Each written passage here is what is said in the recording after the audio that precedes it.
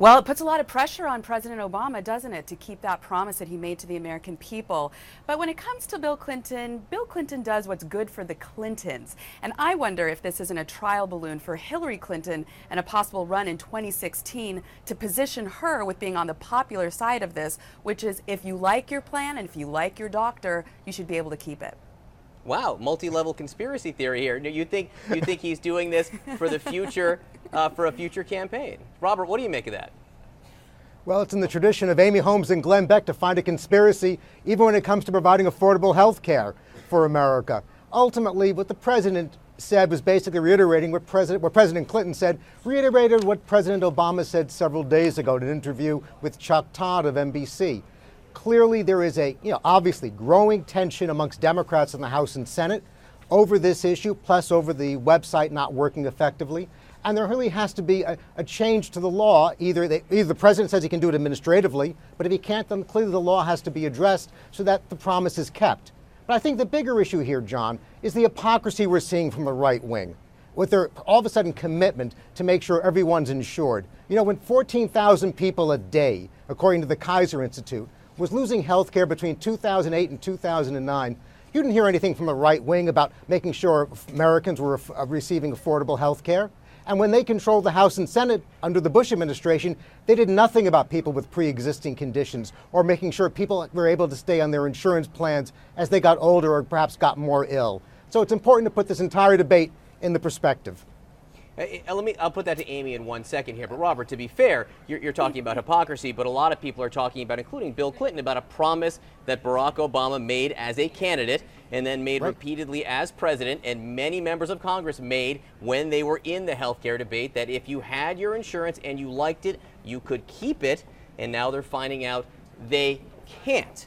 So that's correct, and it's a promise the president has to keep. If I could add, we're finding out that the president knew back in 2010 that promise was not going to be able to be kept, and he kept repeating it over and over. President Obama's own hometown newspaper, the Chicago Tribune, is accusing the president of either being, vastly incompetent or a liar. And I got to say, I agree with the there's really an issue here worth exploring, though, Amy. From Oregon, who said that the president of the United States, President Obama, was grossly, these are his words, grossly misleading the American public. So, Robert, you can try to shift the blame to the right wing. I mean, you said that you don't find conspiracies. I found one in your arguments just now. This is I think there's an issue here to explore, though. Health care for the American people. But if someone has a junk health care policy, a health care policy that ultimately forces them to the emergency room and sticks the taxpayer, they want to keep them. If I can finish my point.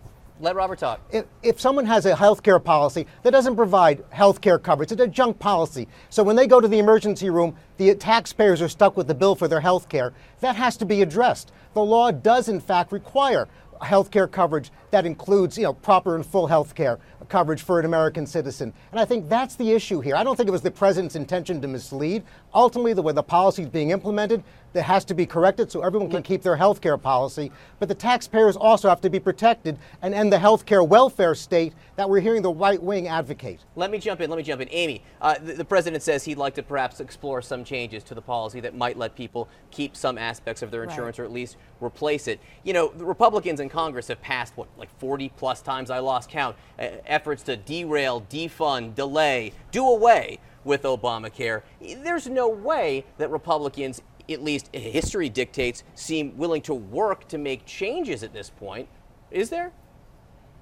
Well, as in point of fact, Republican Congressman Fred Upton is introducing a bill, Dana Bash referred to it, that will be brought to the floor for a vote in the House at the end of the week, which would allow people to keep their plans if they like them. Whether or not that will work in practical matters, if insurance companies can actually roll back these cancellations and reboot the old plans, that has yet to be seen. But this vote on Friday is going to be an X-ray, a political X-ray of those Democrats who find themselves in very vulnerable seats, and Obamacare being basically a noose around their necks come 2014 We got to go. Let's do a quick fact check for a moment, if I can. Very quick, Robert. Okay, the Republican House and Senate has not agreed upon any plan to provide health care for all Americans or keep people with pre-existing conditions on their health care coverage. All they've done is advocated ending Medicare as we know it with a voucher system. That's their entire health care agenda.